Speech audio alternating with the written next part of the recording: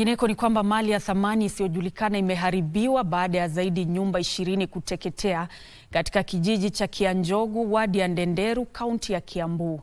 Zaidi ya familia 30 zimeachwa bila makazi na kwa sasa zimepata hifadhi katika kanisa. Na kwingineko ni kwamba waumini katika kanisa la United Pentecostal lililoko katika eneo la Hayega, kaunti ya Kakamega, wanakadiria hasara baada ya kanisa hilo kuteketezwa katika tukio ambalo linashukiwa ni uchomaji wa makusudi. Haya ndio mabaki ya zaidi ya nyumba 20 ambazo awali zilisimama katika eneo hili la ardhi. Uharibifu unaoshuhudiwa unaonyesha ukubwa wa moto uliowaka usiku na kuenea kwa kasi, ukiwacha familia bila nafasi ya kuokoa chochote. According to vile tumesikia, chanzo ilitokana na gas. Ile bana ilikuwa na kasoro. Hiyo moto ilianzia nyumba ya juu, sikupainisha ni nyumba gani, lakini ikakuja ikateremka chini. Bali na mali, nyaraka muhimu kama vyeti vya kuzaliwa ziliteketea pia. Kama hapa hivi nimeshika hii birth certificate, ni rafiki yangu alikuwa ameniachia.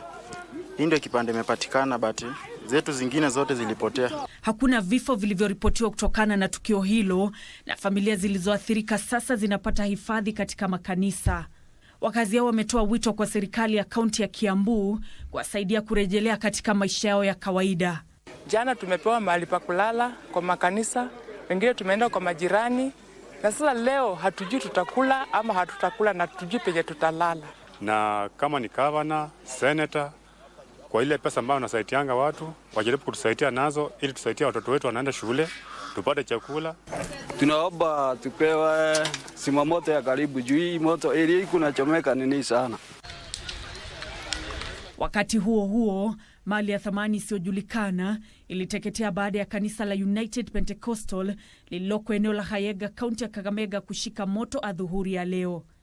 Mshiriki akinipikia simu akisema ya kwamba kanisa inachomwa, na baada ya hapo nikachukua motorbike kukuja kuangalia, nikapata moto imeshachoma kanisa. Jitihada za waumini na majirani kuzima moto huo hazikufua dafu. Waumini sasa wanailalamikia idara ya zimamoto ya kaunti ya Kakamega kwa kufika eneo la tukio hilo bila maji. Nilichukua simu yangu nika call toll ya 999 kuwapigia, nikawafahamisha kwamba moto iko hapo, wakasema wanakuja. Ya kushangaa wanakuja baada ya masaa 5 na hata hawana chochote. Kila kitu imeungua katika kanisa letu. Kwa hivyo sisi kama kanisa tunaomba mtusaidie.